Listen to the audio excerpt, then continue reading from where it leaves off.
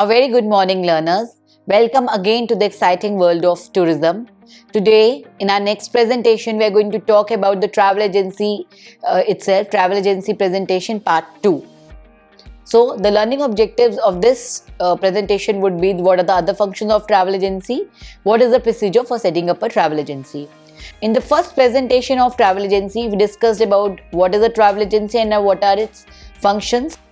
We discussed about the first two functions. Number one was acquiring the product knowledge by the tour travel agent, and second one was ensuring a proper infrastructure for the work. So we have discussed first two functions. Now here we will discuss the next functions. First is issuing of travel vouchers. What are travel vouchers? In all travel agencies, services are ordered from suppliers. These services will be sold on to the travel agent's customers. If each transaction takes place between the agency and the supplier were to be paid for separately for each and every service provider, for each and every customer, the amount of paperwork and the amount of cash moving around would be enormous. To cut down on the amount of paperwork and money transactions between the supplier and the agency, a system has been devised whereby these transactions are reduced. This system involves the preparation of vouchers. Vouchers are also called as exchange orders, XO, which are in effect promises to pay for the services which the supplier of such services promises to provide. Vouchers are only accepted by a supplier if prior arrangements have been made. So let us understand what is the use of the vouchers. Travel agents can use vouchers for any number of different services. Commonly, these include a hotel accommodation and other hotel services, excursions and tours, a transfer, a tour guide services, a restaurant services, an entrance fee to sites of interest, a theatre tickets, sports event tickets. So, vouchers can be for multiple purposes. So, by making use of vouchers, transactions are simplified for all concerned. The customers will pay the agent for all services. For example, air transportation, rent a car and hotel in one transaction. The agent will ticket the flight and issue vouchers for the rent a car and hotel. The hotel and rent a car agency, once they have served the customer, will send the invoice for the services provided to the agency together with the voucher for payment. So, we also need to understand that we need to control vouchers. By issuing a voucher, the agent authorizes the service supplier to provide the services specified on the voucher and gives a commitment to pay for those services at a later date. For example, I am a travel agent and I don't have a ticketing department. Now I have to send my travelers to China on China Eastern Airlines. And for that I am getting a voucher issued. So I deal with China Eastern Airlines, or I deal with a ticketing agent, and I ask him to issue the tickets. So what I will do is I'll send him a voucher mentioning the name of my clients. Before that, M/S Messrs, the name of the travel company. Example, Ria Travels or Travel Boutique, Akbar Travel. So I am telling them, and in that I write the name of my clients who are traveling with me, and then I will mention their sector on which they are traveling, the dates on which they are traveling, and the amount of the ticket that I have to pay, and I will put my signature in it as a travel agent staff. So I will send it to the ticketing agent. Or I could also send it to the airlines, and then when I send it to them, it's a confirmation from my side as the agent that I am asking you to give me the service to confirm the ticket of my client, and I will pay you on a later date. So this clearly mentions that I am requesting you for a service, and by accepting the voucher, the supplier commits to provide the services specified to the person named on the voucher, provided that the voucher has been validated by the agent in the proper way. Basically, the agent will not only validate, even the principal supplier will also validate, and it will cross-check of the information which is mentioned on the voucher. You must take great care of all vouchers and control their use, as failure to do so can result in fraud and financial loss for your company. So vouchers will normally have a number of copies. These will include supplier's copy, customer copy, client file copy, accounts copy. The supplier's copy is issued to the supplier in advance and specifies the name of the supplier. As I told you, Messrs M/S, Messrs, the name of the ticketing agent from whom you are asking to do a service with. Example, the name of the company issuing the voucher, the name of the person from whom services are requested. As I told you, if a couple is traveling or if 10 people are traveling, you have to mention their names along with the sectors on which they are traveling, the type of service to be provided, the date the voucher was issued. So all these things are very important. Likewise, we do not only have these vouchers, but we also have vouchers which are called as airline vouchers. One is hotel vouchers also, and we have airline vouchers also. Special types of vouchers are issued for the provision of services offered by airlines other than airline seats. These are also called as MCOs, miscellaneous charge orders. These special vouchers, which resemble airline tickets in their format, can be issued for any of the following: excess baggage charges, upgrading to a higher class, car rental, surface accommodation, taxes, arrangement for inclusive tours, deposit, refunds. There are other kind of these vouchers also. It could be for surface accommodation, arrangement for inclusive tours, refunds, hotel accommodation, special charge for incapacitated passengers, charges for reservation changes, charges for routing changes. So all these things are also possible with the vouchers. Just like an airline ticket, MCOs have an audit coupon for the airline account department, an agent coupon for the travel agent's record, and a passenger coupon for the passenger. MCOs are not transferable and are valid for 1 year from the date of issue. So next, I would also like to explain you about another kind of voucher, which is hotel voucher. Hotel voucher is also kind of confirmation which you're giving to your client that he is allowed to stay in a particular hotel for particular nights. It mentions the check-in date, the check-out date, the number of clients, the number of nights, and any service which you are taking, for like any special service or any special request, and the room type, the occupancy type. So all these are mentioned in the hotel voucher, this which is handed over to the client, and then he can go and show this to the hotel staff, maybe in any other part of the world where he is traveling to. And on the basis of that hotel voucher, which is given to him by the travel agent through whom he has booked his hotel arrangements, he will get he'll get an access to the hotel room once he shows the hotel voucher to the staff of the hotel.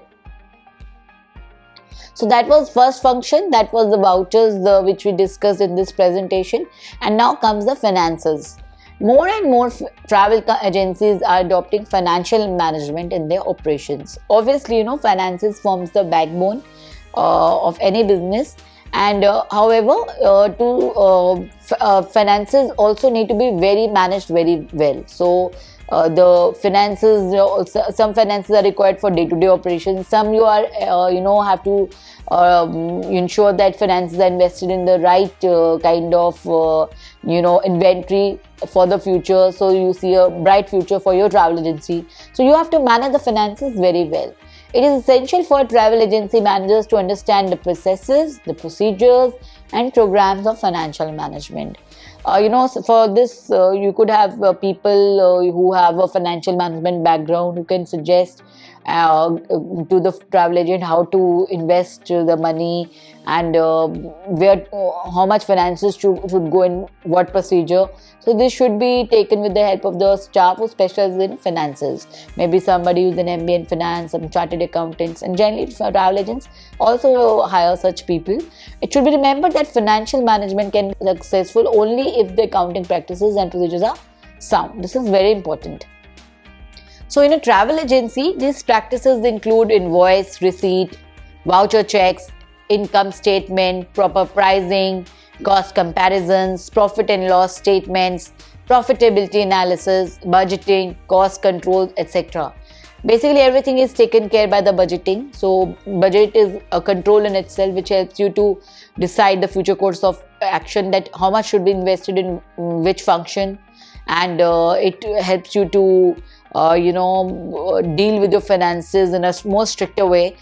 Besides these sales reports, daily, weekly, monthly, and annually sales projections, working out commissions and service charges from customers are also to be determined.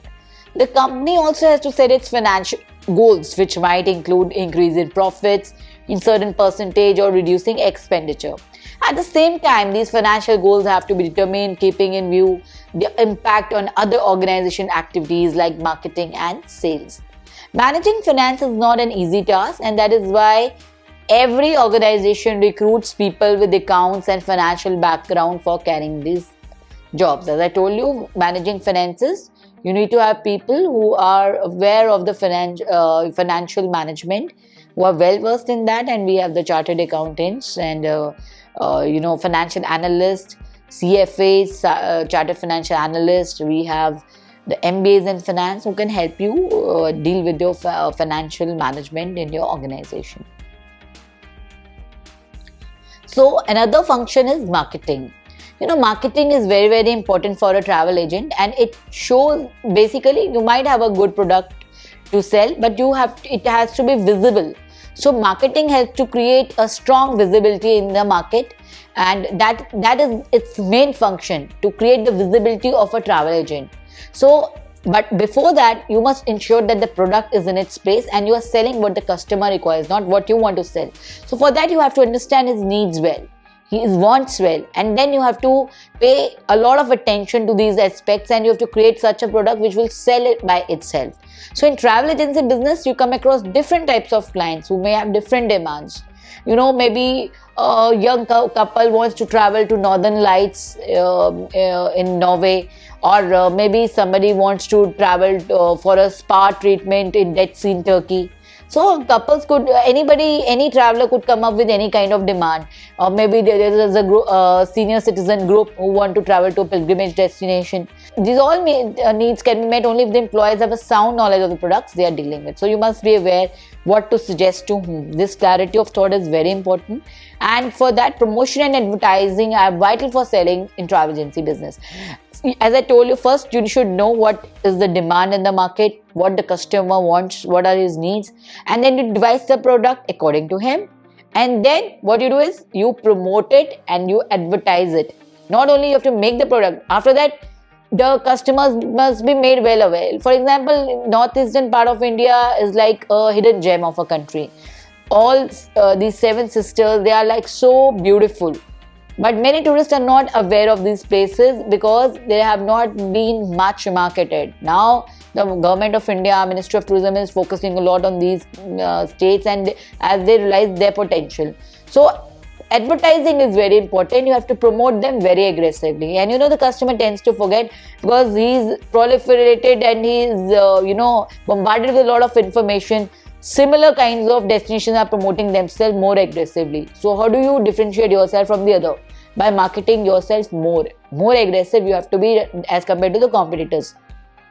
You have to be very sure and focused in your approach as to what is the thing that you are trying to highlight. Like Incredible India focuses on spiritual India. It focuses on Ayurveda, yoga. These are our tourism products.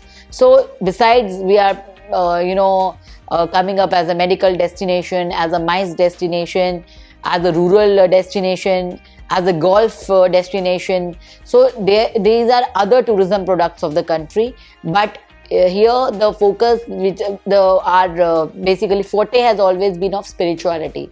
So the Incredible India is an excellent example of promotion and advertising, which began in 2002. It was a strong marketing campaign which was started by Amitabh Kant when he was a secretary, Shri Amitabh Kant, who was a secretary of Ministry of Tourism, Government of India, and he started with this complete campaign the idea was to basically promote India as a place to visit for the inbound tourists. So the aggressive marketing was done in different parts of the world.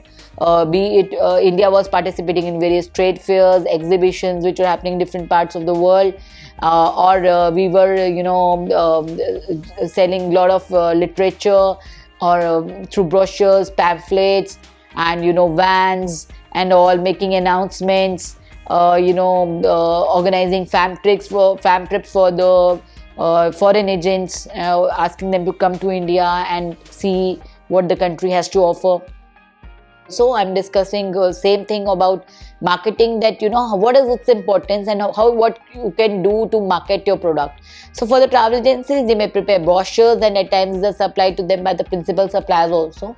And it must be remembered, promotional material on their own will really sell a product. In fact, these are good aids in selling, particularly where there are good photographs and illustrations. Even where the customer has read all the text in the brochure, he or she still like to have the opinion of a local, trusted and trained professional, job which you have to perform. So while making a sale, you should actively involve in the customer in making a decision by pointing out the interesting aspects of the product and matching them with the needs of the customer. You should also have an alternative suggestion ready should your customer reject your initial offer. There's a complete concept process of sales. Like before you are meeting the customer, you need to prospecting that would the customer buy or not. Everybody would not be interested. There would be cold leads who are not interested. There would be hot leads who may show an interest. There would be warm leads who may buy, who may not buy. And then you have to, the idea is to close the sale. But before that, you have to make a presentation. You have to resolve his queries, answer the questions.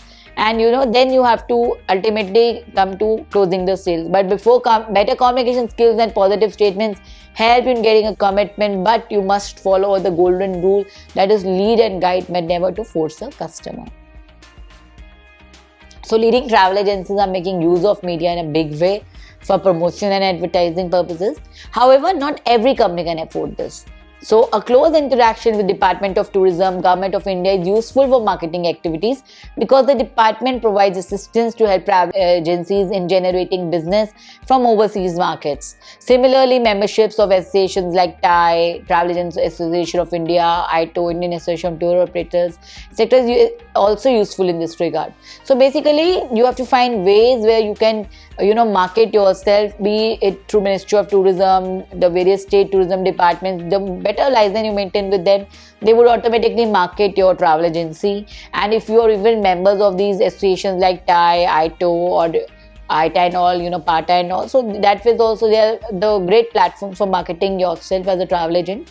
And besides, you also participate in different fairs and festival fairs and tourism marts such as ITB, Berlin, WTM, London, etc. Recently, tourism marts have also started in the domestic sector in India. Like we have the Outbound Travel Mart, OTM, TTF, Travel Trade Fair.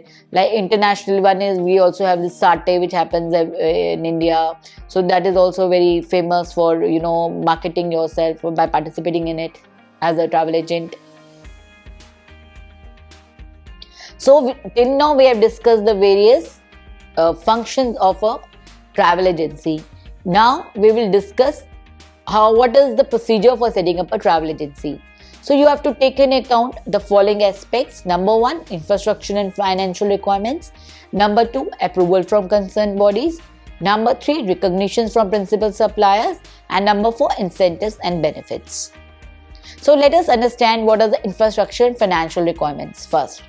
For starting any new business in this area, one good news is that you do not have to spend very high. The capital requirements are not very high, because this whole business is about networking.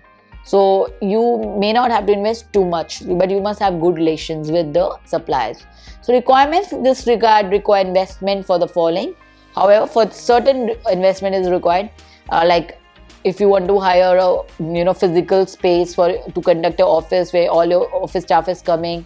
And it was also location for all the customers also, if they want, in case they want to come and personally meet you or consult you for making any travel arrangements. Office furniture and furnishings, that also the money goes in for that. Communication equipment, setting up equipment such as telephone, faxes, Xerox, computers, etc. Salaries for the staff, office materials such as files, labels, promotional materials, letterheads, business cards, etc. So these capital requirements are not too high, and because of this we find number of persons entering into this business for raising funds to meet capital requirements. Now first is the the capital, the money, finances which is required. Next, a very important strategic decision for a travel agent should be location. Where should I set up my office? So generally, setting up in a city center, like many travel agents will find in Delhi, they are based in either in CP, Connaught Place, or they're in Karol Bagh, or they're in Paharganj, where there's a lot of influx of foreign tourists coming, or the domestic tourists visiting. So having a location which is more approachable for the tourist, that can mean more business for you. At the same time, many travel agencies also set up their offices in malls, where if you are focusing on the middle class or upper middle class, where the footfalls of such prospective travelers is found in the mall, so they could also see your office there. So that's also a good location where they can come and contact you. So most of the travel agents, they have their offices in big cities, also with branches in small towns. So generally the corporate office, head office may be in a metropolitan, and with their branch offices in small towns. Small towns also, people have been setting up their own travel agencies. So travel agents compete for business in the area where they are located. Hence, while deciding on the location of your office, you should ensure that it is the marketplace with close access to business or industry centers, institutions and the offices, or a neighborhood of residents who travel a lot. As I told you, the more you are near to the market, like as I gave an example of travel agencies which are based in CP, Connaught Place, or Karol Bagh, or Paharganj in Delhi, that means for them there is more footfall of tourists nearby, and you would have, that means more business for you. And some of the SWOT surveys are required for deciding the location. Now, next part is when you have decided about the finances, you have decided about the location, you need to take the approval of the concerned bodies. Definitely an approval of the competent authority is very important. In different parts of the world it is different. A travel agency requires certain approvals for carrying the business, and in this regard, an approval from the International Air Transport Association, ITA, which is the World Organization of Scheduled Airlines, is very useful. ITA is an international organization, and that gives you a lot of credibility that you are licensed and authorized by ITA to sell airline tickets, and that builds up the confidence of the customer. So approval of if you have the approval of the ITA, they also have a requirement that your staff must have done. Some staff must have done certain courses of ITA related ticketing courses. So this is very important. ITA has worked out international fares and rates and uniform transportation documents, airline tickets and airway bills to facilitate the carriage of passengers and cargo worldwide. An ITA approved passenger sales agent is an agent who is capable of receiving commissions on international air documents. This commission is paid only to approved agents. So consideration for getting an ITA approval, as I told you, you must have an ability to generate and procure air passenger transportation. You must have a professional standing. You must have a good financial status. Business premises should be in a good place. Staff ability and experience is important. A final aspect is held, and then finally your approval is given by ITA. But it is worth mentioning here that all ITA agents get commission on international air tickets and on domestic airline tickets, which varies from both airlines. Payment has to be made fortnightly to the airlines. So then we have the recognition and licenses by in India you have to take from the Department of Tourism. Here it is Ministry of Tourism, Government of India. And also you have to take licenses from the principal suppliers like the airlines and the RBI, along with recognition from the hotels. This is necessary for earning commissions on the business carried out. The Department of Tourism, Government of India has set certain rules for recognition of a travel agency, and it gives a one-time approval. But these rules will also keep on changing. You have to be very much updated. So, the minimum investment which is required, and then you have to get your license renewed also. You have to train your staff also. They must have done certain courses in tourism also. So that will also vary from country to country. And within in our country also, these rules also keep changing. So you have to be always abreast of the latest changing. Maybe 10 years back, the system was different of opening a travel agency. Today, it's more different. After 10 years, it will be more different. So you must be always aware of the latest changes happening. This recognition is given to those agencies only who have been in operation for at least 1 year. So in order to receive and deposit foreign exchange loan with the bank, the agency should have a restricted money exchanges license, and proper returns must be filed with the RBI every fortnight. Once the travel agency is recognized by the Department of Tourism, most hotels, whether they are 1-star, 2-star, 3-star budget and leading hotel chains, will automatically give commission on business handled by a travel agency. So you're giving them business, they'll give you commission. Department of Tourism's recognition gives credibility to the travel agency. It gives us standing in the industry, and the hotel feel reassured that the bills will be paid. Once you have the endorsement of the Department of Tourism, the Ministry of Tourism, the hotels also feel that it's a credible travel agency to whom we can offer hotels as an inventory for the tourists. So they are assured that it is in a position to pay our money back. So depending upon the volume of business, hotels may give 10% commission credit and sometimes even an overriding commission. However, this commission would always vary. At times, special rates are negotiated keeping in view the volume of business. A good travel manager must know the art of negotiating special rates so as to maximize revenue. Definitely, negotiation is very important. So you must be smart enough in negotiating. A travel agency should also establish linkages with tour operators, tourist transport operators, tourist cargo operators, etc., along with getting recognized by the railways and state tourism development corporations. So you see, the networking plays a very important role. So you have to be not only taking approvals from ITA but also from the Government of India, Ministry of Tourism. Then you have to have setups with the hotels, set up with the airlines, set up with the state tourism development corporations and all, and financial institutions like RBI and all. Then we have the incentives and benefits, which is the last aspect of it. The Government of India gives certain incentives and benefits to the tourism industry, and a person intending to set up a travel agency should be aware of such benefits. For example, financial benefits are available under Section 80 HD to the travel agents. Under this, 50% earning profits in foreign exchange are free of income tax, and the other 50% are also tax-free if they are plowed back into the development of tourism. The Department of Tourism gives prizes for various categories of travel agencies for foreign exchange earnings. This is an honor that acts as an incentive to boost foreign exchange earnings by a travel agency. The Tourism Finance Corporation of India also gives loans to persons for setting up travel agency. So basically, the various travel agencies, they are given incentives and benefits. They are extended to them, like the tax holiday is given to them, and it's like they reinvest in tourism related projects, so they get these subsidies and all.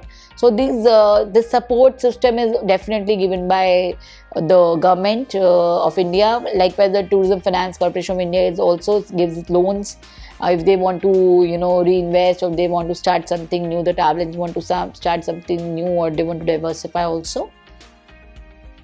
So the Department of Tourism, Government of India also provides brochures, tourism related data, etc. to the travel agencies for promotional purposes. Department of Tourism, Government of India also provides assistance to the travel agencies for participation in tourism fairs, travel mass, and in official promotional delegations. So these are all the kind of incentives. The government supports the various travel agents in different ways by sponsoring their various associations, like when they have conventions, such as ITO organizes an annual convention every year. So the Ministry of Tourism may sponsor them to an extent, or they may the officials may come and listen to the issues and what is affecting them. The travel agents, their common issues may be addressed to. They also help them in the participation in international events. They sell them on promotional events, like sending them on fam trips, sponsoring their fam trips, or also sending them for international events like WTM London or ITB Berlin. Generally, such assistance is provided through the Travel Agents Association of India, and it is advisable travel agencies become members of TAI, ITO and all.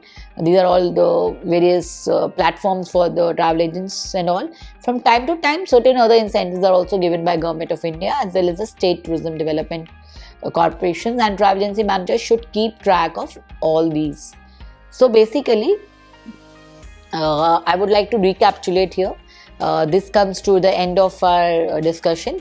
So we started with the functions of the various travel agencies that could be issuing of vouchers, and once they issue vouchers could be of different types, airline vouchers, hotel vouchers and all. And then we discussed the finance function, then we discussed the marketing function, and then we discussed what is the procedure for taking up the approval of a travel agency. For that, you need to consider first you must have certain finances, though investment is not very high as it is a networking business. Then you must have a location in mind, and location should be good enough for the footfall of the tourists, so that it is more visible for them. Or where do you think that the prospect of business are more, maybe the corporates are nearby, or maybe the markets are nearby, the footfall of tourists is more. And then you have to take approvals of various organizations, such as of concerned bodies, competent bodies, like we have the ITA, we have the Ministry of Tourism, Government of India. Then you have to keep networking also with the hotels and all. You have to keep networking with the airlines, with the railways and all. And then the travel agency are also provided with a lot of incentives and benefits which are given by the government of India to them, which could be in the form of a tax holiday, subsidies, or it could be sending them sponsoring their trips to international destinations for attending trade fairs, tourism fairs, travel marts and all, or participating in various associations and all. With this, I would like to thank you all for your kind consideration and listening to me very carefully. Thank you very much.